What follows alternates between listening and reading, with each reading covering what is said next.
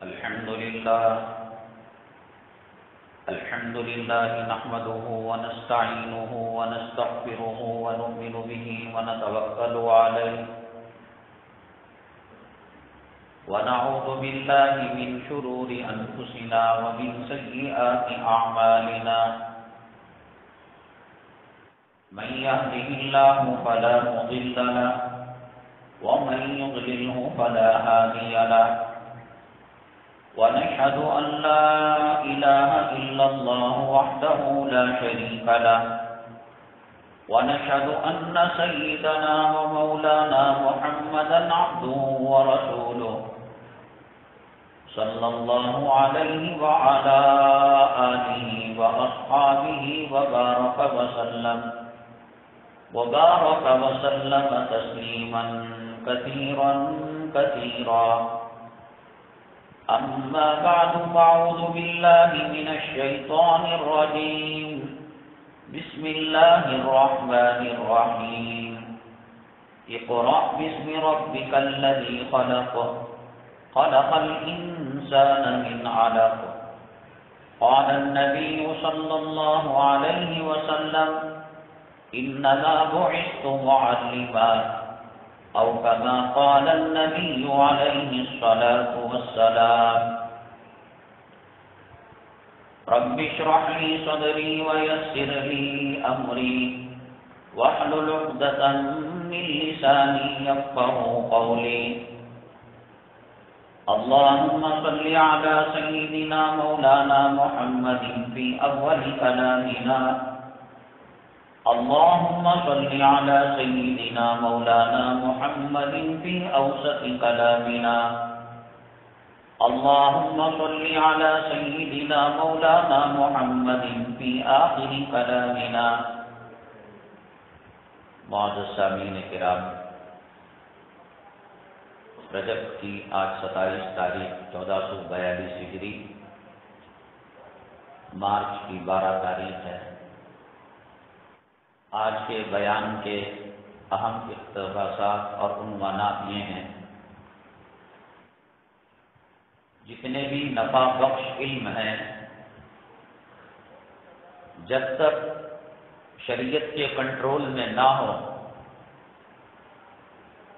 وہ فائدہ نہیں پہنچاتے، نقصان پہنچاتے ہیں.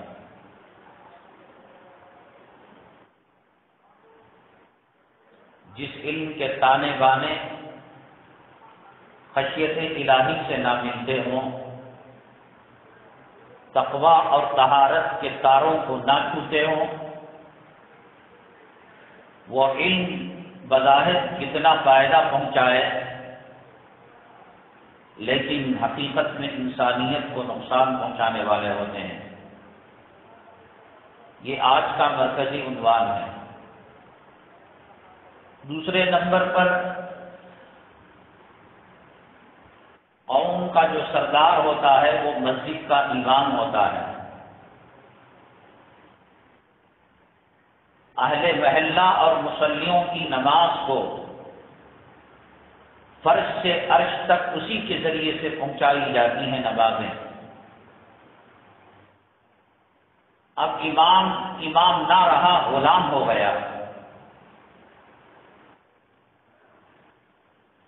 مسجد کی جو دیگر ضرورتیں ہیں، کہیں اے سی لگ رہا ہے، کہیں قالین بچھ رہی ہے، کہیں فانوس کی شمعیں روشن کی جا رہی ہیں، لاکھوں روپیہ اس کے مد میں صرف کیا جاتا ہے، اور امام اور مؤذن جوں کہ تو ویسے ہی ان کا درجہ ہے، مقام ہے. ضروری کیا ہے؟ انشاءاللہ اس پر بات ہوگی. تیسرے نمبر پر آپ نے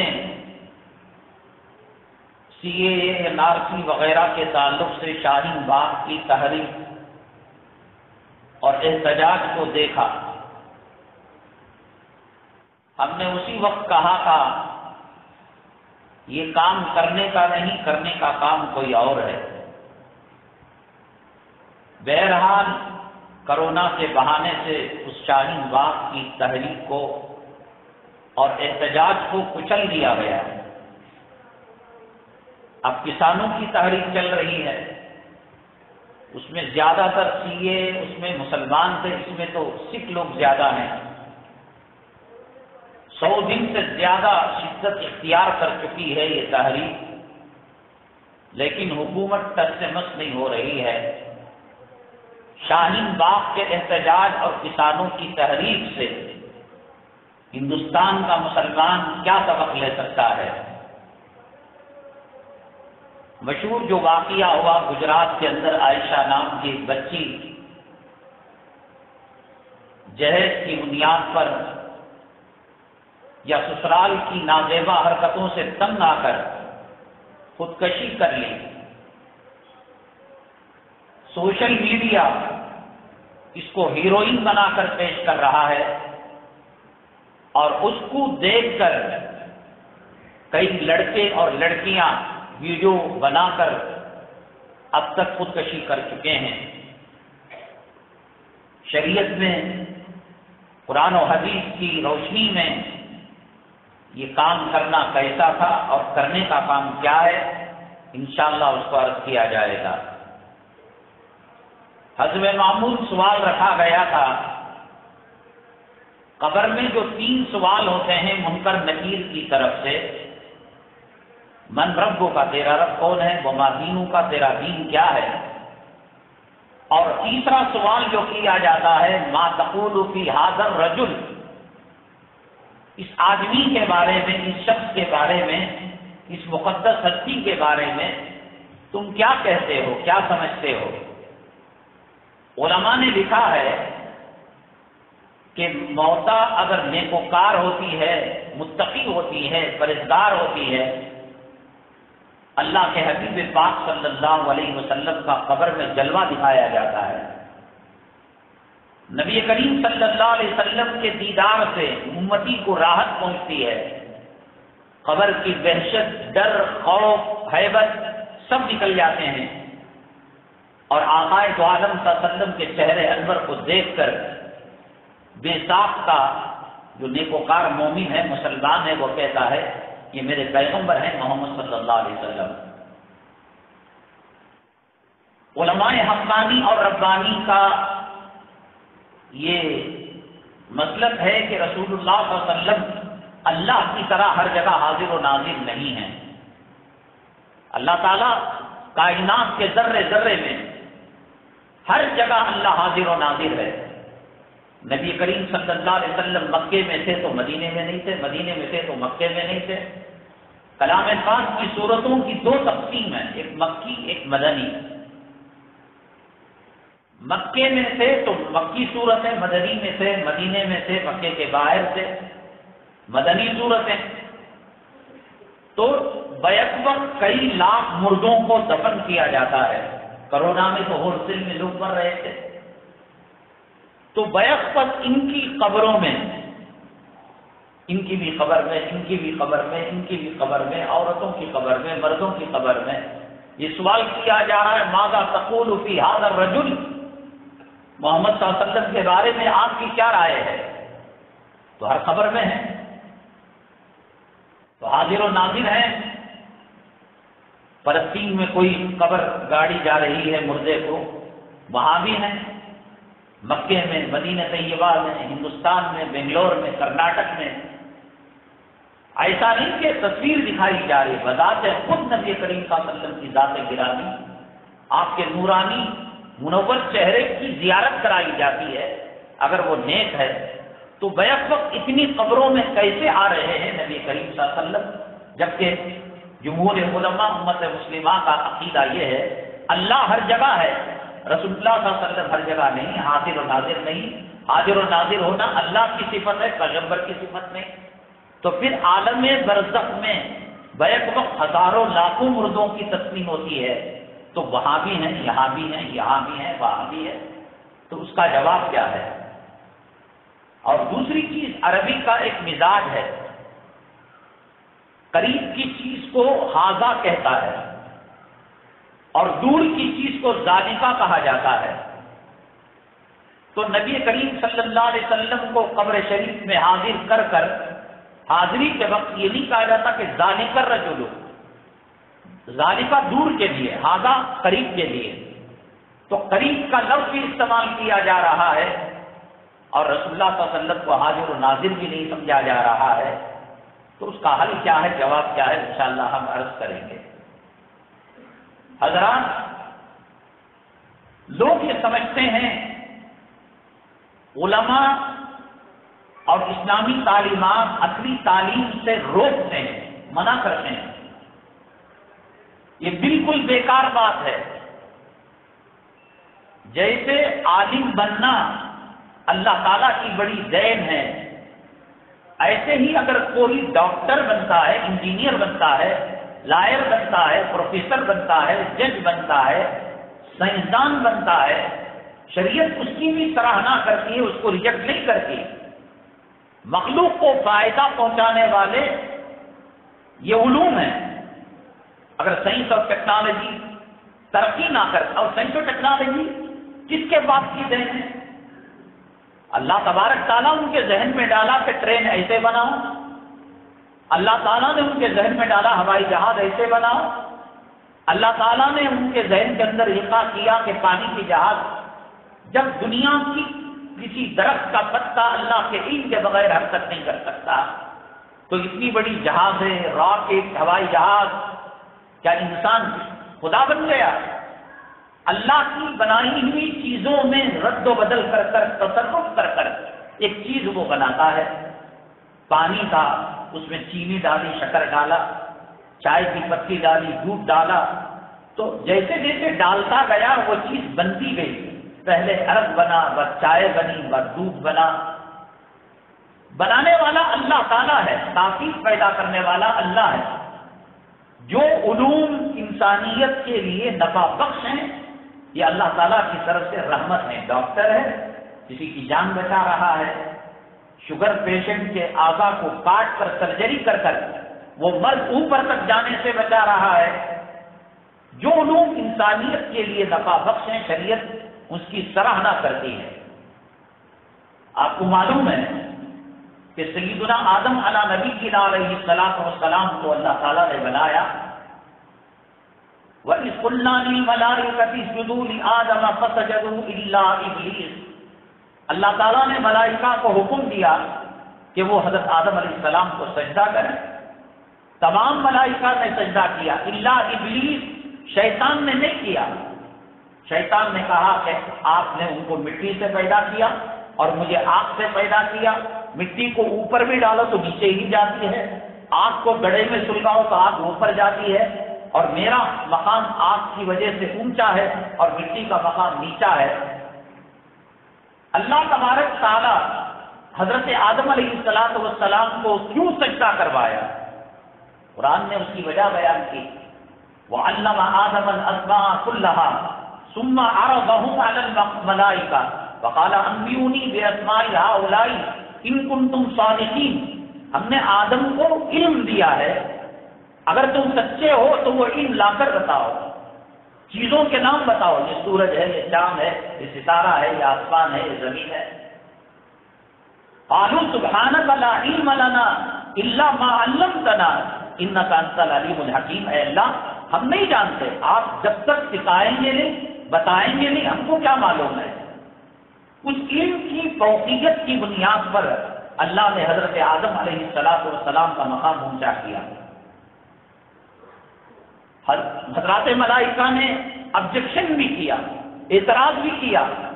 قالوا اتجعل من يفسد فيها ويسفك الدماء. یہ انسان جب زمین پر جائے گا خون خرابہ کرے گا، قتل عام کرے گا، چوری کرے گا، ڈکیتی ڈالے گا، زنا کرے گا، شراب پیے گا، خدا رسول کی نافرمانی کرے گا. وَنَحْنُ نُسَبِّحُ بِحَمْدِكَ وَنُقَدِّسُ لَكَ. اور ہم تو ایک سیکنڈ گناہ نہیں کر سکتے، ہمارے اندر گناہ کرنے کا پاور اور اختیار ہی آپ نے چھین لیا ہے، اور یہ تو گنہگار ہیں. قَالَ إِنِّي أَعْلَمُ مَا لَا تَعْلَمُونَ. اللہ نے کہا میں جو جانتا ہوں تم نہیں جانتے، تم تو سجدہ کرو. نہ نماز تھی، نہ روزہ تھا، نہ حج تھا، نہ قرآن تھا، نہ انجیل تھا، نہ بائبل تھا، نہ توریت تھی، نہ زبور تھا. اللہ تعالیٰ نے حضرت آدم علیہ السلام کو چیزوں کے نام بتائے، وَعَلَّمَ آدَمَ الْأَسْمَاءَ كُلَّهَا۔ دیکھو یہ مٹی ہے، یہ گارا ہے، یہ لوہا ہے، یہ سمندر ہے، یہ ندی ہے، یہ زمین ہے، یہ پہاڑ ہے، یہ آسمان ہے۔ اس کے اندر نماز کے فرائض کا بیان تو نہیں تھا، روزے کے واجبات کا بیان تو نہیں تھا، وضو کرنے کا طریقہ نہیں تھا۔ تو اس علم کی بنیاد پر اللہ تبارک تعالیٰ نے حضرت آدم علیہ السلام کو فضیلت دی اور کہا ملائکہ سے کہ تم سجدہ کرو۔ معلوم ہوا کہ جو علم مخلوق کو نفع پہنچانے والا ہے اور اس کے تانے بانے جا کر اللہ کے نام سے ملتے ہیں، صفہ سے ملتے ہیں، دار ارقم سے ملتے ہیں، نبی کریم صلی اللہ علیہ وسلم سے ملتے ہیں، تو وہ علم کے اندر اللہ تعالیٰ خیر و برکت دیتے ہیں اور وہ جاننے والے کو اللہ تعالیٰ اجر دیتے ہیں، ثواب دیتے ہیں۔ ایک ڈاکٹر، ایک فقیر بخار کے مریض کا علاج کرتا ہے، نیت یہ ہو کہ میں پیسے کماتا ہوں، میں روپیہ کماتا ہوں، تو پیسہ مل گیا۔ اور اگر نیت یہ کرتا ہے کہ صاحب یہ مولانا صاحب ہیں، یہ امام صاحب ہیں، مؤذن صاحب ہیں، یہ نماز پڑھنے والے ہیں، یہ تہجد گزار ہیں، اگر میں ان کو سکھاؤں گا تو یہ تہجد پڑھیں گے، اگر ان کو میں دوا دوں گا یہ شفایاب ہو کر اللہ تعالیٰ کے دربار میں سجدہ کریں گے، اس کا اجر ان کو بھی ملے گا۔ شریعت منع نہیں کرتی، شریعت یہ کہتی ہے آپ ڈاکٹر بنو، دنیا کے علوم کے ماہر بنو، پہلے مسلمان تو بنو۔ ایسا نہ ہو کہ کون بنے گا کروڑ پتی کے اسٹیج پر لایا گیا کالج کے اسٹوڈنٹ کو اور یہ پوچھا گیا کہ تمہارے پیغمبر کا نام کیا ہے، تو اس نے دادی کا نام لے لیا، نیتا جی کا نام لے لیا۔ یہ کون سا علم ہے؟ جب تک ایمان پختہ نہ ہو، اسلام پر جمے ہوئے نہ ہو، دنیا کا کوئی علم نفع نہیں پہنچا سکتا۔ رشیا اور امریکہ جب ہتھیارات بنائے تو اس میں عراق اور ایران کے اندر لڑائی لگا دی، بک رہے ہیں ہتھیار، کبھی ان کی تعریف، کبھی ان کی تعریف، کبھی ان کا سپورٹ، کبھی ان کا سپورٹ۔ ہتھیار بنانا یہ اللہ تعالیٰ کی طرف سے دیا گیا علم ہے، لیکن خدا کا خوف نہ ہو تو معصوم بچوں پر وہ چلنے لگتا ہے، عورتوں پر وہ چلنے لگتا ہے، بے قصوروں پر چلنے لگتا ہے۔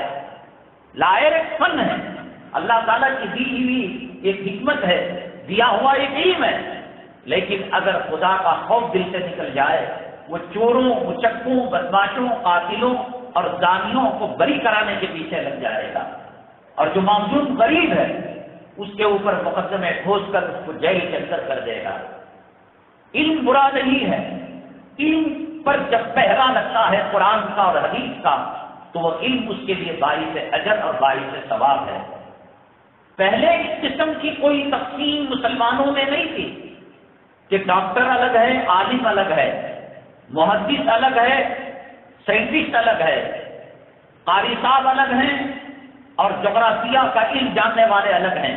وہ بھی علوم سے، ان علوم کے ماہر مسلمان ہی تھے۔ آج بہت بڑی خدمت سمجھتے ہیں لوگ کہ سائنس کو اسلام سے جوڑ کر، قرآن سے جوڑ کر، حدیث سے جوڑ کر، کہ اب ہمیں سائنس میں بھی تصدیق کر دی۔ ماں باپ کی تصدیق پوترا کرنے والا، نواسا کرنے والا، غلام کرنے والا، نوکر کرنے والا کون سا ہے؟ تمہارا علم اگر قرآن سے ملتا ہے تو یہ علم سچا ہے، تمہارا علم اگر قرآن کے نظریات سے ٹکراتا ہے وہ جھوٹ ہے اور بکواس ہے۔ سائنس ترقی میں آ کر 200-300 سال ہوئے، 1400 سال پہلے جب کلام پاک نازل ہوا، انسان کے پیٹ میں رحم مادر میں عورت کے کیا اسٹیجز سے بچہ گزرتا ہے، کتنے دنوں کے بعد اس کے اندر تبدیلی آتی ہے۔ ثم خلقنا النطفة علقة فخلقنا العلقة مضغة فخلقنا المضغة عظاما فكسونا العظام لحما۔ کس طریقے سے نطفہ ہوتا ہے، لوتھڑا ہوتا ہے، پھر گوشت بنتا ہے، پھر ہڈی بنتی ہے۔ یہ کون ہے بتانے والا؟ جس زمانے میں چراغ نہیں تھے، جس زمانے میں الیکٹریسٹی نہیں تھی، انٹرنیٹ نہیں تھا، اگر تمہارے علم کو قرآن کی مہر لگتی ہے، اسلام کی سند لگتی ہے تو وہ بات صحیح ہے۔ ہر 10 سال کے اندر کبھی سورج کھڑا ہوا ہے، کبھی سورج زمین کے گرد گھوم رہا ہے، کبھی سورج چاند کے گرد گھوم رہا ہے، ہر 10 سال کے اندر بات بدلتے ہو۔ جو مسواک اللہ کے نبی نے دی وہ کل بھی تھی، آج بھی ہے، قیامت تک رہے گی۔ جو ہیئر اسٹائل دیا، جو نماز دی، جو روزہ دیا، جو تلاوت دی، جو صدقہ دیا، جو خیرات دیا، ہے کوئی میں کلال اس کا توڑ کر سکے؟ کہتے ہیں کہ انسان ان کی اصل پہلے بندر تھی، ابھی انہوں نے قرآن کی گہرائی میں گئے نہیں کہ آدم علیہ السلام کون ہے، حضرت حوا کون ہے، تیر مار رہے ہیں کہ بندر کی اولاد ہے، اور پھر خدا کی قسم جھٹکار کر وہ آئیں گے قرآن کی طرف، حدیث کی طرف کہ صاحب نہیں، حضرت آدم علیہ السلام کی اولاد ہیں، انسان باپ ہے ان کا اور انسان عورت حضرت حوا ان کی ماں ہے۔ سائنس کے اندر آج کا نظریہ، کل کا نظریہ، پھر مستقبل کا نظریہ بدلتا رہتا ہے۔ قرآن الف لام میم ذالک الکتاب پر جو شروع ہوا اور من الجنۃ والناس پر جو ختم ہوا، وہ تو کہتا ہے ان کنتم فی ریب مما نزلنا علی عبدنا فاتوا بسورۃ من مثلہ، لاؤ ایک سورت لا کر دکھاؤ، ایک آیت لا کر دکھاؤ، ایک جملہ لا کر دکھاؤ، ایک حرف لا کر دکھاؤ۔ جو کہہ دیا سائنس آج ماننے پر مجبور ہے۔ روزہ دیا، روزے کا کوئی ٹکر کے اندر اس کے بدلے مقابل کوئی چیز لا، میں اس عنوان کے اندر جاؤں آپ حیرت میں رہ جائیں گے۔ آج سائنس نے جو ترقی کی ہے، انٹرنیٹ جو بنا ہے، کمپیوٹر جو بنا ہے، اللہ کے نبی صلی اللہ علیہ وسلم نے فرمایا اوتیت علم الاولین والآخرین، مجھے پہلوں کا علم دیا گیا، اگلوں کا علم دیا گیا جو نفع والا ہے۔ کمپیوٹر کی اصل آقا سے جا کر ملتی ہے، انٹرنیٹ کی اصل آقا سے جا کر ملتی ہے، ڈاکٹری کی اصل آقا سے جا کر ملتی ہے، لباس پہننے کی اصل آقا سے جا کر ملتی ہے، اور جو ملتی ہے وہ دنیا میں بھی کامیاب ہے اور آخرت میں بھی کامیاب ہے۔ انگریزوں نے، یہود نے اور نصارا نے مستقل سازش کر کر علوم دنیاویہ اور علوم دینیہ، عصری علوم اور قرآنی علوم، مدارس کے علوم کے اندر انہوں نے درمیان کے اندر ایک دیوار حائل کر دی اور ایک فاصلہ کھڑا کر دیا، اور مسلمانوں کے دلوں میں یہ بات ڈالی کہ تم مسلمان ہو، نماز ہی تمہارا دین ہے، روزہ ہی تمہارا دین ہے، ڈاکٹر بننا دین نہیں ہے۔ میں نے بتایا حدیث کی وہ کون سی کتاب ہے جس کتاب کے اندر اللہ کے نبی صلی اللہ علیہ وسلم نے نام بیان کیا ہو، اور محدث کی کتاب طب والرقا، میڈیکل کا باب اور جھاڑ پھونک کا باب محدث نے قائم نہ کیا ہو۔ مسلمانوں کو کاٹ کر دنیاوی علوم سے الگ کر کر نفرت پیدا کی اور دوریاں پیدا کی، ڈاکٹروں میں، علماء میں، وکیلوں میں، علماء میں، ججوں میں، علماء میں، جدید علوم کے ماہرین سائنٹسٹ میں، علماء میں۔ حالانکہ سائنس، میڈیکل، دنیاوی ترقی کے سب کا اصل اور منبع اور سر سے اتنا صفا چبوت رہا ہے۔ مسلمانوں کو لڑا دیا، سینے پر ہاتھ باندھنا چاہیے یا ناف کے نیچے ہاتھ باندھنا چاہیے، 8 رکعت تراویح پڑھنی چاہیے یا 20 رکعت تراویح پڑھنی چاہیے، ایک مشت داڑھی رکھنی چاہیے یا خشخشی داڑھی رکھنی چاہیے، چہرہ عورت کا کھلا رکھنا چاہیے نہیں رکھنا چاہیے، آمین زور سے بولنا چاہیے، آمین آئی، لڑوا دیا، مرتے رہو۔ بعض جگہ تو ایسا ہوا کہ یہ کرونا وغیرہ اور بھاجپا کی حکومت آنے سے پہلے بندال کے ایک علاقے میں دیوبندیوں کے، بریلیوں کے قبرستان کے اندر کسی دیوبندی کو دفن کر دیا گیا، مردہ اکھاڑا گیا، اس کو مسلمان نہیں سمجھا گیا، کہا کہ یہ غیر مذہب والا ہے دیوبندی، بریلیوں کے قبرستان میں کیسے دفن ہوا؟ جیسے کوئی سی مسلم لاش کو مکان کے اندر دفن کر دیا گیا ہو۔ دوریاں پیدا کی گئی، لڑائیاں، جھگڑے، اختلافات، فاتحہ کے نام پر، عرس کے نام پر، قوالی کے نام پر، چلے کے نام پر، چٹی کے نام، مرو۔ اور قرآن و حدیث کے اندر جتنی سائنس اور ٹیکنالوجی کی باتیں ہیں وہ لے کر ترقی پر ترقی، ترقی پر ترقی کرتے گئے۔ میں اللہ کی عزت و جلالت کی قسم کھا کر کہتا ہوں، جو بھی نفع والا علم جو انسانیت کو فائدہ پہنچا رہا ہے، بس ہے، ٹرک ہے، لاری ہے، 2 ویلر ہے، 4 ویلر ہے، ہوائی جہاز ہے، ٹرین ہے، کہیں نہ کہیں جا کر یہ قرآن سے ملتے ہیں، کہیں نہ کہیں جا کر یہ حدیث سے ملتے ہیں۔ بات صرف اتنی ہے کہ اس کی تحقیق نہیں کی مسلمانوں نے۔ کتا آج کی پیداوار نہیں ہے، اللہ تعالیٰ کی ایک مخلوق ہے۔ رسول اللہ صلی اللہ علیہ وسلم کے زمانے میں بھی کتا تھا۔ حدیث میں آتا ہے اذا بلغ الكلب في اناء احدكم فليغتسل 7 مرات، اگر کتا تمہارے برتن میں منہ ڈال دے 7 مرتبہ اس برتن کو دھونا چاہیے، اور 1 مرتبہ ساتھ میں مٹی کا استعمال ہونا چاہیے۔ کتا کاٹتا تھا، لوگ مر جایا کرتے تھے، یہ انجیکشن لیا، وہ دوائی لی، وہ اینٹی بایوٹک لیا، اور وہ زہر کو ختم کرنے کا کوئی اس کے اندر چیز لی، ناکام ناکام ناکام۔ مسلمانوں کو تو لڑا دیا تراویح پر، عید کے رویت ہلال پر، مساجد کی سب بندی پر، اور خود ترقی کرتے گئے کہ رسول اللہ صلی اللہ علیہ وسلم نے کیوں کہا مٹی کے استعمال کو۔ 1 مرتبہ دھو کر دیکھا، چیک کیا لیاب کے اندر کتے کے جراثیم ہیں، 2 مرتبہ، 3 مرتبہ، 7 مرتبہ کیا لیکن بغیر مٹی کے کیا تب بھی جراثیم ہے، اور مٹی لگائی اور 6 مرتبہ کیا تب بھی جراثیم ہے۔ تو مٹی کا انالیسس کیا، کیا چیز ہے جو کتے کے زہر کو مارنے والی ہے، تو اس مٹی کے اندر نوشادر نام کا ایک کیمیکل تھا، وہ کیمیکل کتے کے زہر کو ختم کرنے والا تھا۔ آج مشرق سے لے کر مغرب تک، شمال سے لے کر جنوب تک، زمین سے لے کر آسمان تک، اگر کہیں بھی کتے کاٹے کا انجیکشن دیا جاتا ہے، وہی رسول پاک صلی اللہ علیہ وسلم کی جو روایت ہے کہ جس کے اندر فرمایا کہ کتا اگر تمہارے منہ میں برتن میں منہ ڈال دے 7 مرتبہ اور 1 مرتبہ مٹی، اور نوشادر مٹی کے اندر دنیا کی ہر جگہ کی مٹی میں نوشادر ملا ہوا رہتا ہے۔ نبی کریم صلی اللہ علیہ وسلم چاہتے تو کہتے کہ مٹی سے نوشادر کو الگ کر کر تم اپنے برتن کو صاف کیا کرو، لیکن امت کی سہولت کے لیے، قوم کی سہولت کے لیے مٹی آپ جو ہے سمندر کی تہ کے اندر چلے جائے، آپ صحرا میں چلے جائے، آپ جنگل کہاں نوشادر کھنالتے پھریں گے، کہاں مٹی کو استعمال کر لو اس کے اندر نوشادر ہو جائے گا۔ اللہ تبارک تعالیٰ کے یہاں ان علوم دنیا کی کوئی خاص فضیلت نہیں ہے، ایک وقتی ضرورت ہے۔ جیسے انسان ٹوائلٹ بناتا ہے، مکان بناتا ہے، سائیکل بناتا ہے، ایک وقتی ضرورت ہے۔ ثواب تو کلام پاک کے پڑھنے پر ہے، ثواب تو نبی کریم صلی اللہ علیہ وسلم کے طور طریقوں میں ہے، دنیا اور آخرت کی کامیابی رسول پاک صلی اللہ علیہ وسلم کے طور طریقوں میں ہے۔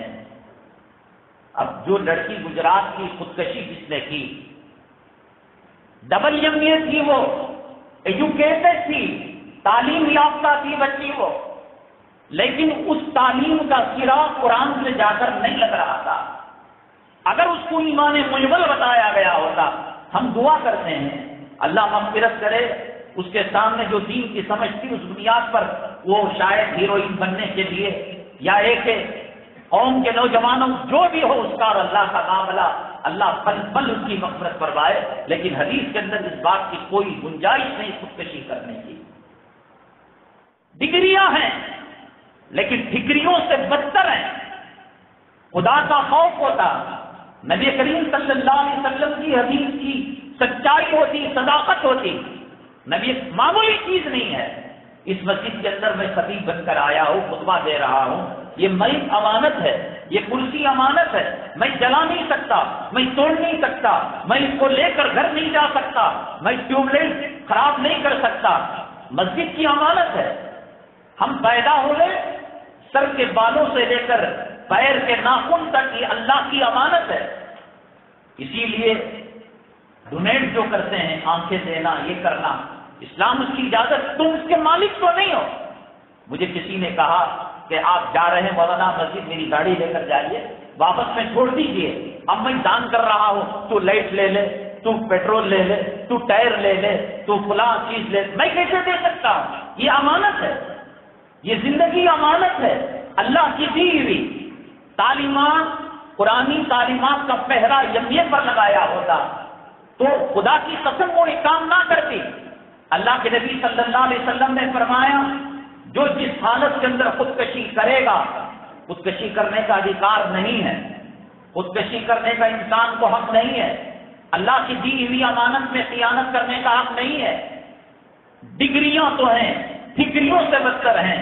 فرمایا کہ اگر وہ آگ میں کود کر مر رہی ہے یا مر رہا ہے یا کٹ رہا ہے یا نلڈا کاٹ رہا ہے یا پھانسی دے رہا ہے، اللہ تعالیٰ بار بار یہی قیامت تک وہ عمل اس کو دہراتے رہیں گے، اور جہنم میں ڈالیں گے، وہاں بھی پھانسی لیتی رہے گی، وہاں بھی ندی میں ڈوبتے رہے گی، نکلے گی پھر ڈالیں گے، نکلے گی پھر ڈالیں گے، کوئی پھانسی لے کر مرا۔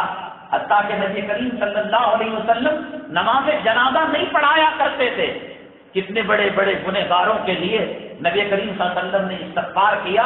عبداللہ ابن ابی ابن سلول جو منافقوں کا سردار تھا، اسلام کو، نبی کریم صلی اللہ علیہ وسلم کی ذات گرامی کو جتنا کفر سے، جتنا یہودیت سے، عیسائیت سے، نصرانیت سے تکلیف، سب سے زیادہ جو تکلیف پہنچی آستین کے سام منافقوں سے پہنچی۔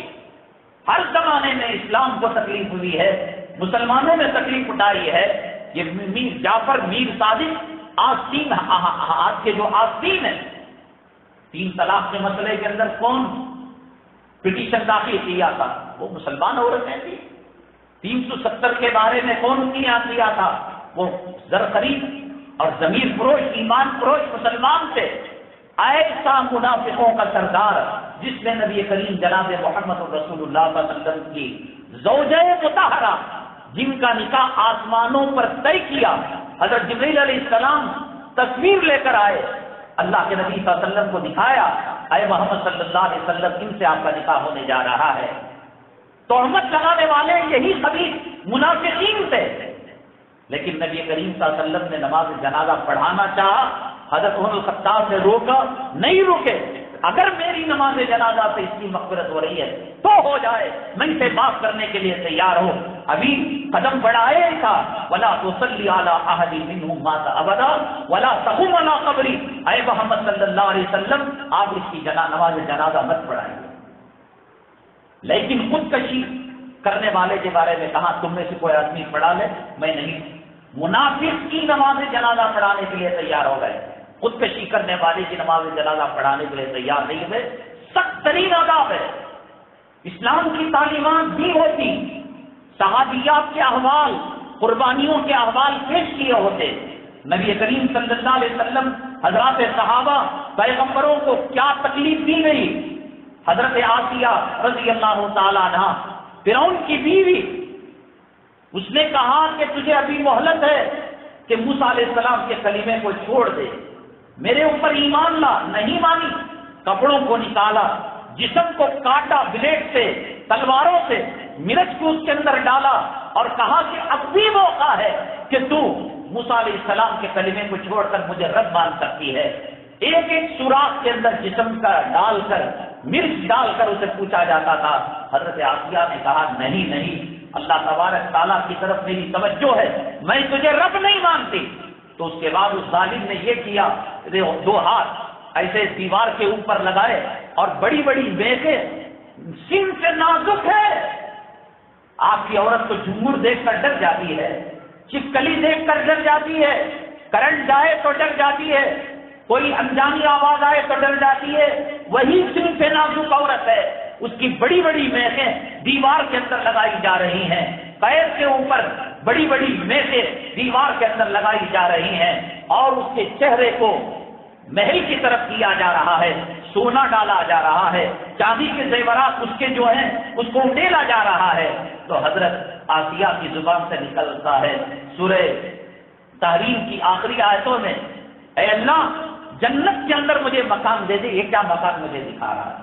خودکشی نہیں کی، بچھوؤں کو جسم پر چھوڑا گیا، کاٹ کر مرچ کا مسالہ ڈالا گیا، ہاتھوں پیروں کے اندر میخیں اور لوہے کی کیلوں کو ٹوکا گیا، اور اس سے سب سے بڑی چیز عورت کی عزت اور آبرو ہوتی ہے۔ وزیروں کو پورے محل کے اندر بٹھا کر بیچ کے اندر ان کے کپڑوں کو اتارا گیا، اللہ اکبر، لیکن ان کے قدم ہلے نہیں۔ یہ اسلامی تعلیمات کی کوئی ایم بی اے کی ڈگری نہیں تھی۔ ڈگریاں لینے والے حالات کا سامنا نہیں کرتے۔ اس کو ہیروئن بنا کر جہیز لینا کس نے بتایا تھا؟ جہیز کا دینا کس نے بتایا تھا؟ بلکہ آج کل جو رفائی شادیاں ہوتی ہیں، اجتماعی شادیاں جو لوگ کرنے والے ہیں، یہ جہیز کو بڑھاوا دینے والے ہیں۔ بیچارہ اگر یوں ہی وہ کر لیتا شادی تو سنت کے مطابق غربت کی وجہ سے، فقیری کی وجہ سے فریج دے کر، واشنگ مشین دے کر، الماری دے کر، سونے کی چین دے کر، مکان کے ساز و سامان دے کر، وہ کہہ رہے ہیں کہ صاحب ہماری یونین نے، ہماری تحریک نے، ہماری جماعت نے غریبوں کی شادیاں کی۔ غریبوں کی کیا شادیاں کی؟ سنت کا مذاق اڑایا تم نے۔ وہ فقیر رہتا، وہ غریب رہتا، ان چیزوں کو نہ کر کر نبی کی حدیث کے قریب رہتا، نبی کی سنتوں کے قریب رہتا۔ مسلمانوں کو الجھا دیا گیا، مسلمانوں کو بتا دیا گیا کہ دنیا الگ ہے، دین الگ ہے، جس کی وجہ سے اب دو طبقے ہو گئے، ایک ماڈرن طبقہ ہو گیا، ایک علماء کا دامن تھامنے والا طبقہ ہو گیا۔ ماڈرن طبقہ اتنا دور ہوا، اتنا دور ہوا، میں آپ کو بتاؤں، اگر کسی مسلمان بچے کو یہ آپشن دیا جاتا ہے کہ امریکہ کا پریزیڈنٹ بنایا جائے گا، اوباما کی جگہ رکھا جائے گا، بش کی جگہ رکھا جائے گا، ٹونی بلیئر کی جگہ رکھا جائے گا، مگر تجھ کو ایمان مجمل نہیں پڑھایا جائے گا، ایمان مفصل نہیں پڑھایا جائے گا، قرآن کی تعلیمات نہیں دی جائے گی، مسلمان کے نطفے سے اور نسل میں پیدا ہوا ہے، تو وہ بش کے پریزیڈنٹ کی کیوں اور صدارت کو امریکہ کی، یورپ کی، خدا کی قسم پیشاب کا خطرہ نہیں سمجھے گا۔ وہ کہے گا میرا ایمان مجھے سلامت کے ساتھ رکھے، سلامتی کے ساتھ رکھے گا، مجھے قرآن نہیں چھوڑنا ہے، نبی کی محبت نہیں چھوڑنا ہے، میں ٹھکرا سکتا ہوں، میں وائٹ ہاؤس پر پیشاب کر سکتا ہوں، وہ وائٹ ہاؤس، وہ صدارت، وہ کروڑ پتی بننا، وہ ارب پتی بننا، جس سے ایمان دور ہو، ہم لالچ بھیجتے ہیں ایسے پر۔ وہ فقیر ایک مسلمان ہوگا، وہ ان چیزوں کو ٹکرا دے گا، دنیا میں بھی ذلت، آخرت میں بھی ذلت۔ جب تک ہم یہ نہیں کہہ رہے کہ آپ کے بچوں کو کانوینٹ میں نہ پڑھائیں، اب دیکھیے نیا قانون آیا ہے ہندوستان کے اندر، جس دن بری خبر نہ آئے ٹی وی کے اندر، اخبار کے اندر، سوشل میڈیا کے اندر، وہ سمجھو وہ دن مسلمانوں کے عید کا دن ہے۔ کبھی طلاق کا مسئلہ، کبھی 370 کا مسئلہ، کبھی مسلمان بچوں کے حسب و نسب کا مسئلہ، پاپولیشن کا مسئلہ، آبادی کا مسئلہ، اذانوں کو کم کرنے کا مسئلہ، سڑکوں پر نماز پڑھ، کسی بھی نہ آئے۔ یہ منحوس حکومت جو مسلمانوں کے اعمال بد کی وجہ سے، مسلمانوں کے خدا کی دوری کی وجہ سے، کرونا آنے کے بعد شادیوں میں کیا تبدیلی آئی، داڑھی مڈانے والوں میں کیا تبدیلی آئی، بے نمازیوں میں کیا تبدیلی آئی، فجر کی جماعت میں کیا تبدیلی آئی، خانقاہوں کی کون سی تعداد بڑھ گئی، مدارس کے طلباء کی کون سی تعداد بڑھ گئی، کتنے داڑھی مڈوں نے داڑھی رکھ لیا، کتنے حرام خوروں نے حلال کے راستے پر چلنے لگے، کتنے ماٹی کیٹ کے مکان لے کر ماں کو 30 پر 6 مرتبہ کپڑے اتار کر بلاತ್ಕಾರ کرنے والے، یہ سن کر کے ماٹی کیٹ کا گھر لینا ماں کے ساتھ زنا کرنے کے برابر ہے، انہوں نے اس کو کرائے کے اندر کنورٹ کر دیا۔ قصور خدا کی قسم نہ موزی کا ہے، نہ مودی کا ہے، نہ بھاجپا کا ہے، ہمارے اعمال بد نے ان کو ہمارے اوپر مسلط کیا ہے۔ ہر آئے دن بابری مسجد کا مسئلہ ہو، نان نقشے کا مسئلہ ہو، طلاق کا مسئلہ ہو، شریعت ساری چھین لی ہندوستان کی آزادی کے بعد۔ مسلمانوں کو کہا شریعت گاڑی چلانا بھی ہے، شریعت کٹنگ کرنا بھی ہے، شریعت شادی کرنا بھی ہے، شریعت جو ہے گھر بسانا بھی ہے، مسلم پرسنل لا، فیملی مسائل کو دے دیا۔ کیا مسئلہ؟ طلاق کا مسئلہ، خلع کا مسئلہ، وراثت کا مسئلہ، ہبہ کا، یہ 4 مسئلے دے دیے کہ تم ان میں آزاد ہو۔ بقیہ جتنے کروڑوں مسائل زندگی گزارنے کے لیے ہیں، حکومت کیسے کی جاتی ہے، یتیم خانہ کیسے قائم کیا جاتا ہے، بینک کیسے قائم کیا جاتا ہے، گاڑیوں کے احکامات کیا ہیں، زمینوں کیا، سب ایک چھوٹا سا ٹکڑا دے کر کتے کے سامنے ہڈی ڈال کر، بسکٹ ڈال کر جیسے کچھ کرتے ہیں 1947 میں پرسنل لا مسلمانوں کو دیکھ کر کلام پاک کے 30 پاروں میں 2-3 صفحے دے کر بقیہ سے ہٹا کر گویا انہوں نے مسلمانوں پر احسان کر دیا، جس کا نتیجہ یہ ہوا کہ ایک طبقہ جو دنیا سے لگا وہ دین سے اتنا دور ہوا، اتنا دور ہوا۔ حضرت مولانا ارشاد صاحب رحمت اللہ علیہ فرمایا کرتے تھے، دارالعلوم دیوبند کے مبلغ سے حضرت کے گھر میں رہنے کا ہمیں بھی خوش نصیبی کا موقع ملا، حضرت کے یہاں قیام کیا، حضرت کے مستقبل میں کھانا پینا تھا۔ وہ صاحب ترتیب تھے، بالغ ہونے سے لے کر موجودہ وقت تک کوئی نماز آگے پیچھے 5 وقت کی نہیں ہو پائی تھی۔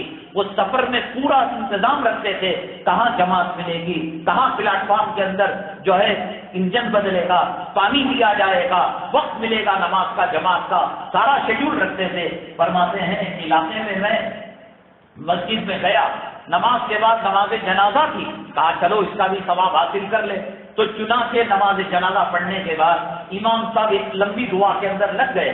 نماز جنازہ خود دعا ہے، اللہم اغفر لحینا ومیتنا وشاہدینا، اس دعا پر اور کوئی دعا نہیں ہے، کرنا ہے اپنے طور پر کر لے، جیسے نماز کے بعد اجتماعی دعا کی جاتی ہے، شریعت میں اس کا تصور نہیں ہے۔ حضرت السلام علیکم ورحمۃ اللہ، السلام علیکم ورحمۃ اللہ پڑھ کر باہر نکلے تو دیکھا کہ ایک صاحب ہیں، سوٹ بوٹ پہنے ہوئے ہیں، ماڈرن لگ رہے ہیں، آفیشل لگ رہے ہیں، اور یہ صاحب لگ رہا تھا کہ کوئی غیر مسلم ہوں گے۔ تو حضرت نے کہا کہ بھئی آپ کون ہیں؟ تو حضرت کے حلیے کو دیکھ کر حضرت السلام علیکم، اچھا آپ مسلمان ہیں، سلام بھی کر رہے، وعلیکم السلام ورحمۃ اللہ وبرکاتہ۔ آپ نماز میں بھی نہیں تھے، نماز کے بعد جنازہ جو دلوں کو ضمیروں کو جھنجھوڑتا ہے اس نماز جنازہ میں بھی شریک نہیں تھے، کیا بات ہے؟ کسی دشمن کا نماز جنازہ ہے؟ کیا مسئلہ ہے؟ تو وہ کہنے لگا حضرت ہم نے سنا ہے کہ جو آدمی نیا شو پہن کر آتا ہے، قیمتی چپل پہن کر آتا ہے، مسجد میں چوری ہو جاتے ہیں۔ اچھا بھی جوتوں کی حفاظت میں آپ نے نماز جنازہ کو چھوڑ دیا اور فرض نماز کو چھوڑ دیا، تو چلو نماز تو بعد میں آپ قضا بھی کر لیں گے یا گھر میں بھی پڑھ لیں گے، جنازے کی تو قضا ہونے کی نہیں۔ لگتا ہے تمہارا 1 نمبر کا دشمن ہوگا، 1 نمبر کا مخالف ہوگا، تمہاری بیوی اور بچوں پر، لڑکیوں پر بری نظر ڈالا ہوگا، ماں کو گالیاں دیا ہوا ہوگا، اس لیے آپ کیوں نماز جنازہ چھوڑ رہے ہیں؟ ایک بھائی تو ہے گھر گزر کر پڑھ لیتے۔ وہ شخص کہنے لگا حضرت کچھ اور نہیں، یہ میرے ابا حضور کا جنازہ ہے۔ دینی تعلیم نہیں ہوگی، باپ کا مقام کیا، ماں کا مقام کیا، امام کا مقام کیا، مؤذن کا مقام کیا؟ جو باپ کو جوتوں سے کم قیمت پر سمجھے ایسی تعلیم پر لعنت ہے۔ گانجا کہاں فروخت ہوتا ہے؟ عشقیہ ماحول کہاں بنتا ہے؟ ٹیچرنی کو کون کس جگہ اسٹوڈنٹ اٹھا کر اخلاق کے بغیر، کردار کے بغیر اور جس تعلیم کے تانے بانے سکا چبوترے سے نہ ہو، وہاں زنا چلے گا، وہاں بدکاری چلے گی، وہاں نشہ چلے گا، وہاں ڈرگ چلے گا، وہاں قتل عام ہوگا، وہاں بے حیائی ہوگی۔ باپ برقعے میں لپیٹ کر، دستانے پہنا کر، پاؤں میں موزے ساتھ پہنا کر گیٹ تک لے کر جاتا ہے اس امید پر کہ میری بچی کسی کے ساتھ کوئی معاملہ نہیں کرے گی۔ جانے کے بعد بیاگ میں برقع اور کسی غیر، ہندوستان کے اندر اکثر کالجوں میں، یونیورسٹیوں میں مسلم لڑکیاں غیر مسلم لڑکوں کے ساتھ جا رہے ہیں، جس کو وہ گھر واپسی کہتے ہیں، اسلام مسلمان دشمن۔ یہ پڑھے ہوئے ہوتے کہ دین کی کیا قدر و قیمت ہے، یہ جانے ہوئے ہوتے حضرت بلال نے کتنی قربانیاں دی، یہ جانے ہوئے ہوتے حضرت زنیرہ کے ساتھ کیا معاملہ پیش آیا، یہ جانے ہوئے ہوتے حضرت آسیہ نے کیا قربانیاں دی، اگر یہ جانے ہوئے ہوتے حضرت آسیہ کا میک اپ کرنے والی، چوٹی ڈالنے والی جو خادمہ تھی، اس کے ساتھ کیا معاملہ کیا، اسلام کے لیے، دین کے لیے کتنی قربانیاں انبیاء علیہ السلام نے دی، تو آج ہندو کے ساتھ یہ بات، اس تعلیم کو قرآن سے کاٹ دیا گیا۔ اور یہ وہ تعلیم ہے جو خود رسول اللہ صلی اللہ علیہ وسلم نے دیے ہیں۔ یہ کہ چیز آج تحقیق کر اس پر عمل کر رہے ہیں۔ ہوائی جہاز کے اندر اوپر جو پینٹ مارا جاتا ہے، میکسیمم 90% پینٹ ان کا نام چھوڑ کر، کچھ پھول بوٹے کو چھوڑ کر وائٹ پینٹ مارا جاتا ہے۔ نبی کریم جناب محمد رسول اللہ صلی اللہ علیہ وسلم نے فرمایا تمہارے لیے بہترین لباس سفید کپڑا ہے اور تمہارے اموات کے لیے بہترین کفن سفید ہے۔ کیوں؟ آپ نے حکم دے دیا، آپ کی سنت امت کے اندر رائج ہو گئی۔ اب ریسرچ کیا گیا، تحقیق کیا گیا، انسان کے اندر بشاشت پیدا کرتا ہے، شرافت پیدا کرتا ہے، اخلاق کردار پیدا کرتا ہے، اور جو الٹرا وائلٹ شعاعیں آتی ہیں دھوپ کے اندر، سفید رنگ اس کو اندر جانے نہیں دیتا۔ نبی کریم صلی اللہ علیہ وسلم نے آسانی سے کہہ دیا. آپ نے فرمایا کہ بسترے پر یہ حدیث کوئی میں کا لال ٹکر نہیں لے سکتا، اس کی زندگیاں ختم ہو کر اس کے پیشاب میں وہ ڈوب کر جائے گا، لیکن نبی کریم صلی اللہ علیہ وسلم کے طریقے کا کوئی مقابلہ نہیں کر سکتا. داڑھی رکھنے کا حکم دیا، داڑھی منانے پر گلے کا کینسر آسانی سے آ جاتا ہے. داڑھی کے منانے پر قوت مردانگی 40 نسلوں تک آگے بڑھ جاتی ہے. نبی کریم صلی اللہ علیہ وسلم نے جس ڈھنگ سے بال رکھنے کا حکم دیا، پہلے سیدھا پائجامہ پہنو، بعد میں دوسرا پہنو، اس کے اندر بھی حکمت ہے. مردوں کو کاٹ ٹکنے سے اوپر رکھو، اس کے اندر بھی میڈیکل کے اثرات آتے ہیں. بسترے کو جھاڑنا 3 مرتبہ آپ نے حکم دیا کہ تم میں سے کوئی آدمی بسترے پر سونے لگے کپڑے سے 3 مرتبہ جھاڑ لے. آج کی سائنس کہتی ہے کہ بیکٹیریا انسان جہاں سوتا ہے تو وہاں بسترے پر گر جاتے ہیں، بغیر جھاڑے کے اگر وہ سو جاتا ہے وہ بیکٹیریا اس کے جسم پر حملہ آور ہو کر کئی قسم کی بیماریاں پیدا کرتے ہیں. نبی کریم صلی اللہ علیہ وسلم نے کم کھانے کو سنت قرار دیا، کہا کہ ایک حصہ پانی کے لیے، ایک حصہ ہوا کے لیے اور ایک حصہ غذا کے لیے. تو اس میں صحت بھی تھی اور اس میں انسان کی زندگی. اب یہ جو بڑے بڑے جم خانے بنے ہوئے ہیں، کوئی بھاگ رہا ہے، کوئی دوڑ رہا ہے، کوئی وزن چیز اٹھا رہا ہے، اور وجہ کیا ہے؟ اصل یہ وجہ یہ ہے کہ اس انسان کو 1.25 کلو کھانا تھا، اس نے 1.5 کلو کھا لیا، تو اب اس کو برن کرنا ہے. جسم کے اندر فاضل مادہ آ جائے گا، کولیسٹرول آ جائے گا، چربی آ جائے گی، جس کی وجہ سے مختلف قسم کی بیماریاں پیدا ہو جائیں گی. اللہ کے نبی صلی اللہ علیہ وسلم نے کہا کھانا کہیں کو گلانا کہیں کو. جم خانے سے مدینہ طیبہ میں ایک حکیم آئے، مدینہ طیبہ کے اندر 1 ہفتہ رہے، 1 مہینہ رہے، 3 مہینہ رہے، کوئی پیشنٹ حکیم صاحب کے پاس گیا نہیں. انہوں نے کہا تم لوگ بڑے سخت متعصب آدمی ہو، تمہارے پیغمبر کے پاس علاج کراتے ہو اور تمہارے مسلم ہاسپٹل اور نرسنگ ہوم میں علاج کراتے ہو، ہمارے پاس کوئی علاج کرانے آیا ہی نہیں. تو مدینہ طیبہ کے صحابہ کرام اور دیگر لوگوں نے کہا اصل میں کوئی بیماری آتی ہی نہیں. نبی کریم صلی اللہ علیہ وسلم نے ہمیں کھانے کا طریقہ بتایا، پانی پینے کا طریقہ بتایا. وہ 3 سانس میں پانی پینے کا کیوں حکم دیا؟ وہ بیٹھ کر پانی پینے کا کیوں حکم دیا؟ وہ دوپہر کے کھانے کے بعد قیل اللہ کا کیوں حکم دیا؟ اور رات کے اندر جلدی سو جانے کا کیوں حکم دیا؟ فجر کے بعد جگنے کا کیوں حکم دیا؟ فجر کے بعد سے لے کر اشراق تک جو ماحول رہتا ہے وہ جنت کا ماحول رہتا ہے. جو کمینہ، جو ملعون فجر چھوڑ کر ناپاکی کی جنابت کی حالت میں سورج کے چڑھنے تک سوتا ہے، ہزاروں بیماریاں اس کو لپیٹ لیتی ہے. آج اس رات کو بتوں کے پجاری سمجھ چکے ہیں، کافر سمجھ چکے ہیں. جاؤ لال باغ کو جاؤ، تبن پارک کو جاؤ، ہزاروں کی تعداد میں لوگ کاروں میں، گاڑیوں میں آتے ہیں اور وہاں پارک کرتے ہیں. کوئی دوڑ رہا ہے، کوئی بھاگ رہا ہے. اللہ کے نبی صلی اللہ علیہ وسلم نے فرمایا کہ تم تہجد کو اٹھو، فجر کی نماز پڑھو اور اشراق تک اللہ کا ذکر کرو، حج و عمرے کا ثواب ملے گا. وہ جنتی ہوائیں جو چل رہی ہیں اس کو تم لوگے تو اس کے اندر تمہاری صحت بنا کرے گی. شیر جنگل کا راجا سمجھا جاتا ہے. کھاتا کتنا ہے؟ ہفتے میں 1 مرتبہ صرف کھاتا ہے. 750 کلو گرام کا مگرمچھ 600 گرام کی غذا کھاتا ہے اور 3 دن میں 5 دن میں 1 مرتبہ کھاتا ہے. ہم یہ سمجھتے ہیں کہ چھوٹے چھوٹے ننھے منھے بچے ابھی سے ان کو پریکٹس کرائی جاتی ہے، نوالے بنا کر چندا ماما کو دیکھو، سورج ماما کو دیکھو، اور شروع سے پیٹو بنانے کی فکر کی جاتی ہے. کبھی چپس دلا دی، کبھی یہ دلا دیا، کبھی وہ دلا دیا. تو حکیم صاحب کو صحابہ کرام نے کہا اللہ کے نبی صلی اللہ علیہ وسلم نے پیٹ کے 3 حصے بنا دیے ہیں، وہ حصے ہم نے کیے ہیں تو ضرورت ہی نہیں ہے. ایک حکیم کا ایک مسلمان عالم سے سابقہ پڑھا کہ حکمت کے بارے میں، میڈیکل کے بارے میں تمہارا قرآن کیا کہتا ہے؟ انہوں نے کہا کلو وشربو ولا تسرفو، کھاؤ پیو اسراف مت کرو، چبا چبا کر کھاؤ، 3 انگلیوں سے نوالا لو. ہر چیز کے بارے میں صحیح کہنے سے قرآن حدیث کا مقام نہیں بڑھا، صحیح وہاں تک نہیں پہنچی ابھی.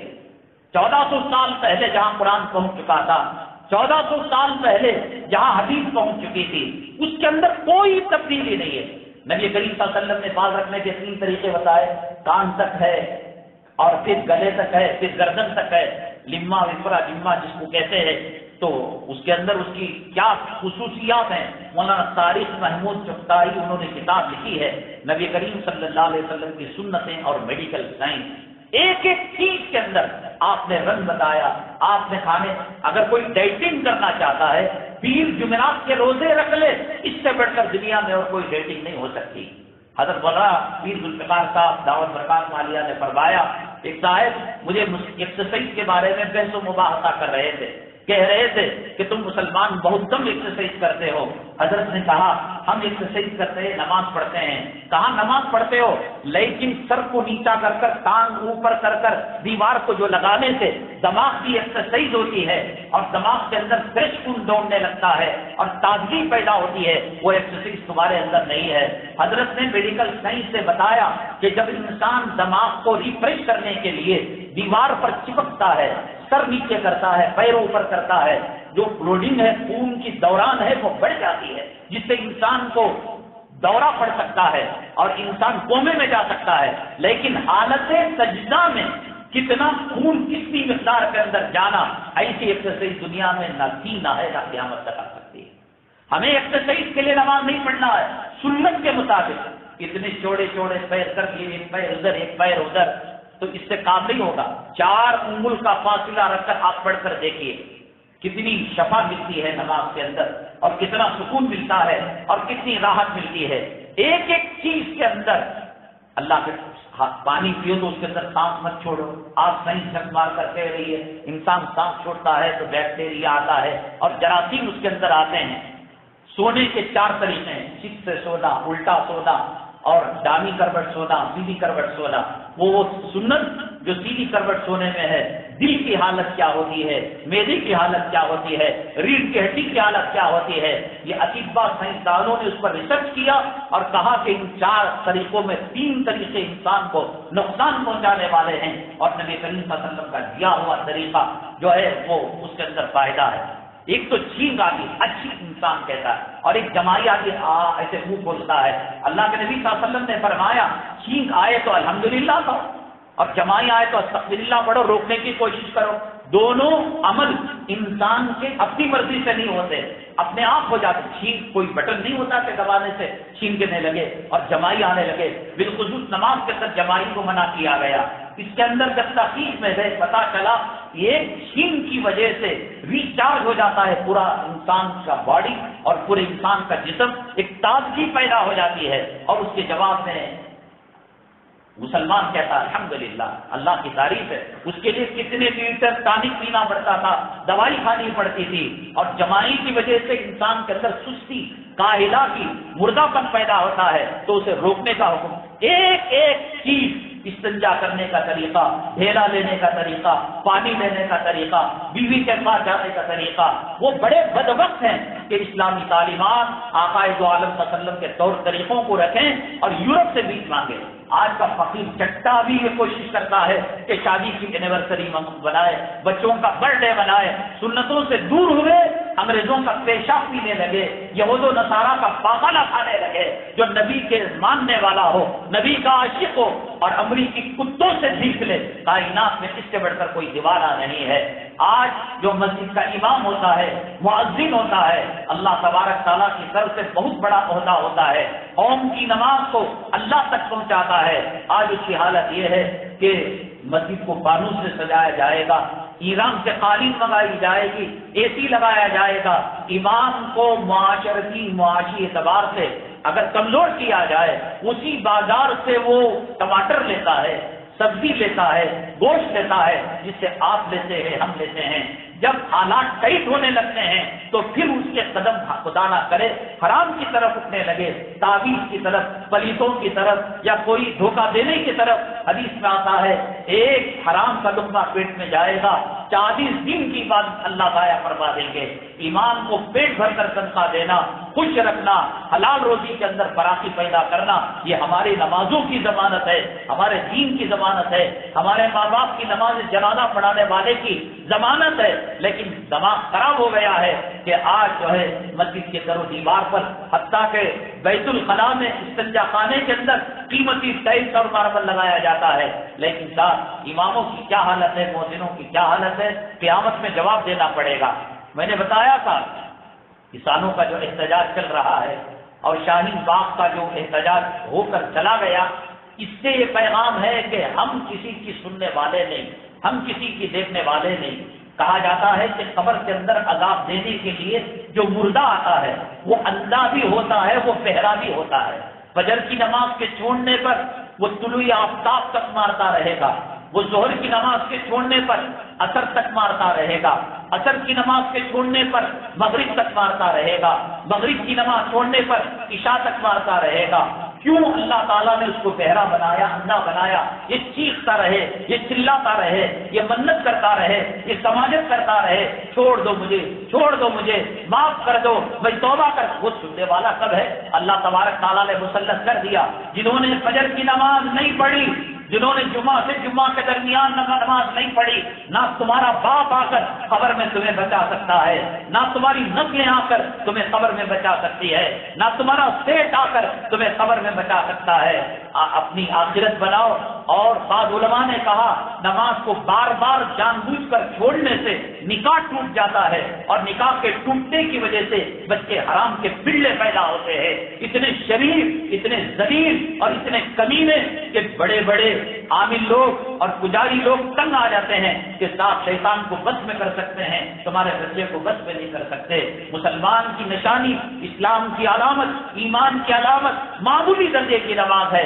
بڑی بڑی قربانیاں صحابہ کرام نے جنگ کے میدانوں میں دی، نہ ہنڈامت میں پیسہ ڈالنا پڑتا ہے۔ آپ کی سسرال اور آپ کی ننیال ددیال آپ کا اتنا استقبال نہیں کرتی۔ سردیوں میں گرم پانی اور گرمیوں کے اندر کولر کا پانی، پنکھا چل رہا ہے، اے سی چل رہا ہے، چندے پر کوئی جبر نہیں، اس کے باوجود اگر کوئی نماز چھوڑتا ہے تو اس کا مطلب یہ ہے کہ اسے کفر پسند ہے، اسلام پسند ہے۔ اس طریقے سے جو آئندہ حالات آئیں گے، ابھی ایجوکیشن کا سسٹم بدلا جا رہا ہے۔ تیسری کلاس، 5ویں کلاس اور 8ویں کلاس میں گیتا پڑھایا جائے گا، رامائن اور مہابھارت کو پڑھایا جائے گا۔ اس کی شروعات ایجوکیشن کے ذریعے سے ذہنوں کو بدلنے کی، جب رامائن سیریل آیا تھا اور مہابھارت سیریل آیا تھا، مسلمانوں کے گھروں میں عورتیں اور بچے اپنے تمام کام کاج کو آگے پیچھے کر کر رامائن کی طرف متوجہ ہوئے اور مہابھارت کی طرف متوجہ ہوئے۔ وہی انہوں نے اس فاؤنڈیشن کا پہلا پتھر رکھ دیا تھا کہ ہندوستان کے اندر ہندوتوا اور ہندو راشٹر بنانا ہے۔ اب ایجوکیشن سسٹم کے اندر اس چیز کو لایا گیا، لائے بغیر بھی مسلمان کون سا نمازی تھا، کون سا نبی کے چہرے کو فالو کرنے والا تھا، کون سا نبی کے طریقے کو فالو کرنے والا تھا۔ اب وہ برتھ ڈے بنا رہا ہے، وہ شادیوں کے اندر حرام زادگی کا مقابلہ کر رہا ہے۔ وہ کم ہے، اس سے زیادہ میں حرام زادہ ہوں، وہ اگر میں کم ہے میرے سے زیادہ کوئی اور حرام زادگی کا مظاہرہ کر رہا ہے۔ لیکن جب یہ سسٹم آ جائے گا اور پھر اس کے بعد طہارت سے دور رکھا جائے گا، نبی کریم صلی اللہ علیہ وسلم کی نفرت دی جائے گی۔ میں اس لیے بار بار کہہ رہا ہوں، کون سی جمعہ آخر جمعہ ہے، کون سی مسجد کی باجماعت نماز آخری نماز ہے، کہا نہیں جا سکتا۔ سکرات ہندوستان کے مسلمانوں کی شروع ہو چکی ہے اور موت کے دامن میں پہنچ چکے ہیں۔ دیا چراغ ٹمٹمانا شروع ہو گیا ہے، اس کی مدھم روشنی کبھی ادھر کبھی ادھر جا رہی ہے۔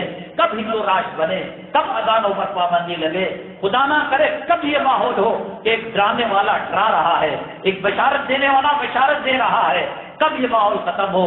ہر نماز کو آخری نماز سمجھے، ہر جمعہ کو آخری جمعہ سمجھے، اللہ کا شکر ادا کرے، اللہ سے دعا کرے، اللہ ہمارے گناہوں کی نحوست، اے اللہ ہماری بدعمالیوں کی نحوست کم سے کم ہماری زندگی میں وہ مناظر نہ لانا کہ ہم غیر اللہ کی پوجا کریں۔ اسلام کی حرمت، نبی کریم صلی اللہ علیہ وسلم کے طور طریقے ہماری زندگیوں سے نکل جائے، یہ دعا کرے۔ یہ کریں گے کب؟ جب اسلام سے محبت ہوگی۔ یہ کریں اسی لیے، اس سے پہلے یہ ہوتا تھا کہ پیٹرول کے دام 2 روپے بڑھ گئے، शिवाजी नगर की चौक में कुछ लोग तख्तियां लेकर निकल गए, मुर्दाबाद मुर्दाबाद, तो वहीं पर 1 रुपया घटाने का ऐलान वजीर खजाना की तरफ से, वजीर पेट्रोलियम की तरफ से आ जाता कि 2 रुपये बढ़ा, 1 रुपया घटा दिया गया। अब हजारों की तादाद के अंदर किसान जमा हुए हैं, शाहीन तहरीक में जुड़े हुए हैं। वो अदाब देने वाले कब्र के अंदर जो फरिश्ते हैं, जो गूंगे होते हैं, अंधे होते हैं, बहरे होते हैं, इनको अल्लाह ने बहरा कर दिया है। हमारी फरमाइश इन तक जाने रही, तुम जो करना करो, हम जो है अपने फार्मूलों पर अमल करेंगे। हम इस्लाम के खिलाफ, मुसलमानों के खिलाफ महाज तैयार करेंगे। ये दोनों तहरीकें हमारे सामने हैं। इससे पहले कोई मामला होता, मस्जिद के करीब एक सड़क आ जाती, डर था कि मस्जिद के सहन की दीवार को टच कर डालेंगे। बंगाल के अंदर एक मस्जिद में ये 4 लेन जा रही थी, मुसलमान आ गए मैदान के अंदर, तो उन्होंने उसके रुख को मोड़ लिया, रुखे मुड़ा करते थे। अब जो है मस्जिदों को टारगेट किया जा रहा है, अब इबादत गाहों को टारगेट किया जा रहा है। इतनी बड़ी शाही तहरीक, इतना बड़ा किसानों का एहतजाज, कान पर जू तक नहीं रहेगी। कल खुदा ना करे एक्सेसिबल कोड आ जाए, तलाक का मसला आ जाए, अदान पर पाबंदी आ जाए, तुम लाखों मुसलमान मिलकर एहतजाज करो तो वो कहेंगे हमने किसानों की तहरीक को सुना भी नहीं, देखा भी नहीं, और शाहीन तहरीक को तुम करने वाले, हम उसके अंदर एक कदम पीछे नहीं उठे, अब कौन सी बकवास कर रहे हो, जाओ मरो। इसलिए मुसलमान को मोहतात रखना चाहिए। मैंने बताया था वो लड़की ने जो काम किया, इस्लाम की तालीमात से वो आशना नहीं थी। हजरात सहाबा किराम, हजरात अंबिया अलैहिस्सलाम, अल्लाह के औलिया, कैसी कैसी हालतें आई। हजरत अय्यूब अलैहिस्सलाम पर क्या हालात आए, हजरत बिलाल हबशी पर, हजरत उमर खत्ताब रजी अल्लाह तआला अन्हु के हाथों जाहिलियत में सहाबा किराम को क्या हालत आए। लेकिन खुदकशी किसी ने नहीं की। खुदकशी करना हराम है और ये गैरों का तरीका है, और अल्लाह ताला के बड़े अजाब के अंदर लोग मुब्तला होंगे। मैंने बताया था खबर के अंदर नबी करीम जनाब मोहम्मद रसूलुल्लाह सल्लल्लाहु अलैहि वसल्लम तशरीफ लाएंगे और बैक वक्त लाखों जगह मुर्दों को दफन किया जाएगा। तो नबी करीम सल्लल्लाहु अलैहि वसल्लम बेंगलोर में रहेंगे या चेन्नई में रहेंगे या मैसूर में रहेंगे, हर जगह हाजिर और नाजिर एक जिस्म तो हो नहीं सकता। असल बात यह है कि उस कब्र और नबी करीम सल्लल्लाहु अलैहि वसल्लम के रोजे मुबारक के दरमियान में जो मिट्टी है, दरमियान में जो फासिले हैं, उन फासिलों को अल्लाह पटा देंगे। कब्र और नबी करीम सल्लल्लाहु अलैहि वसल्लम के रोजे के दरमियान अल्लाह तबारक तआला एक रोशनी पैदा कर देंगे। इसलिए नबी करीम सल्लल्लाहु अलैहि वसल्लम बजाय किसी के कब्र में जाने के अपने रोजे मुताहरा में रहेंगे, लेकिन फलस्तीन में दफन होने वाला, कर्नाटक में दफन होने वाला, आंध्रा में दफन होने वाला, तमिलनाडु में दफन होने वाला, उसकी कब्र और नबी करीम सल्लल्लाहु अलैहि वसल्लम के रोजे के दरमियान जो फासिले हैं उसको खत्म कर दिया जाएगा। इसीलिए हजरत इब्राहिम अलैहिस्सलाम ने सितारों को देखा, चांद को देखा, सूरज को देखा। फलम्मा जन्ना अलैहि लैल रआ कौकबन क़ाल हाज़ा रब्बी। हाज़ा आता है करीब के लिए, लेकिन सितारे चांद तो दूर है। हजरत इब्राहिम अलैहिस्सलाम ने कहा ये मेरा रब है।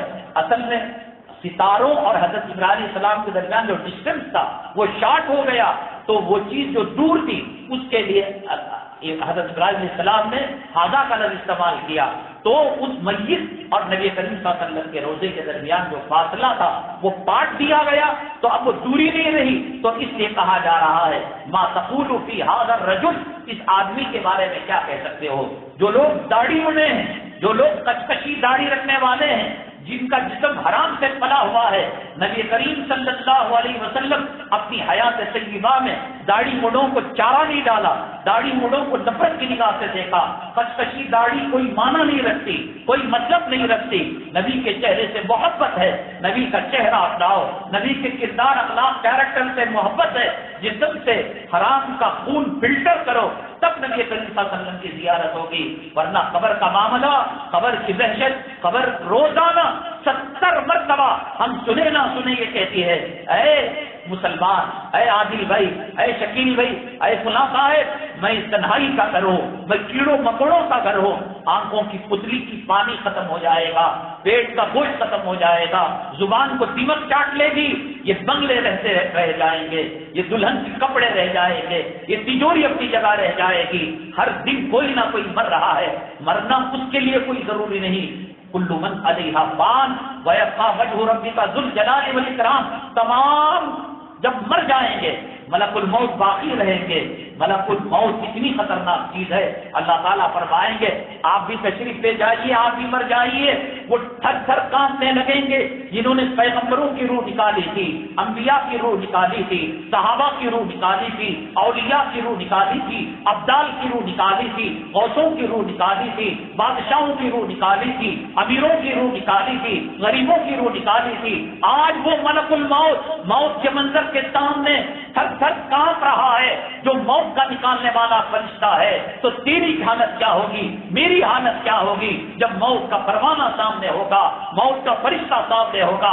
سورہ قیامہ میں اللہ نے فرمایا والتفت الساق بالساق الی ربک یومئذ المساق، پیر کے تلووں سے روح نکلنا شروع ہوگی، پیر پیر کو چمٹ جائیں گے اور پیر پیر کو رگڑ کھانے لگیں گے، ایک ایک خون کے قطرے سے، رگ کے ایک ایک ریشے سے اور جسم کے ایک ایک ٹکڑے سے، گوشت کے ایک ایک درے سے، ہڈی کے حصے سے جب روح نکلے گی تب پتا چلے گا کہ پیغمبر نے کیا کہا، علماء نے کیا کہا۔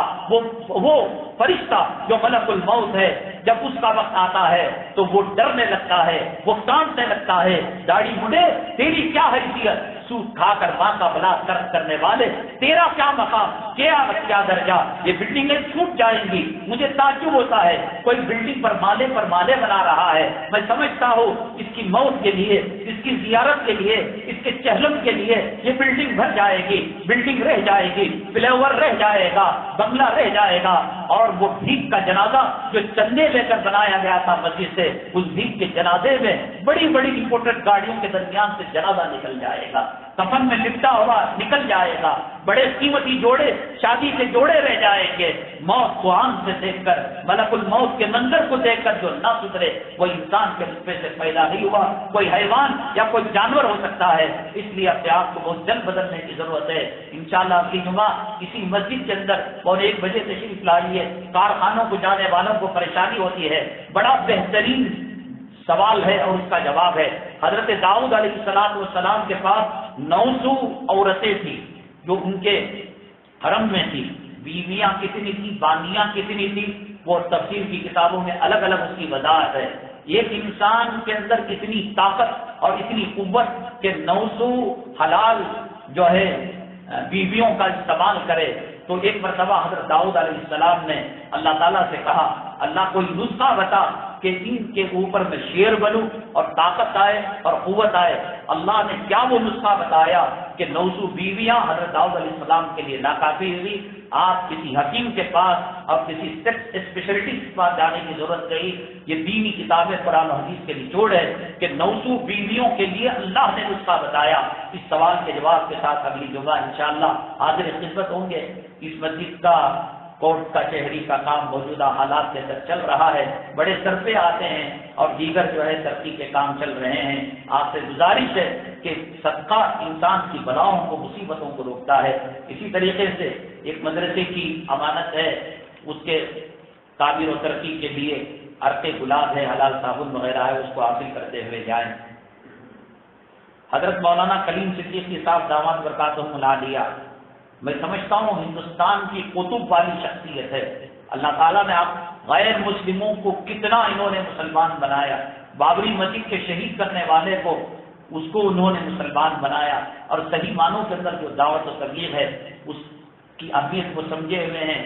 عیدگاہ مسجد بلال بنرگٹہ مین روڈ کے اندر 3 روزہ دعوتی کورس ہے، 12، 13، 14 مارچ، برس جمعہ ہفتہ اتوار۔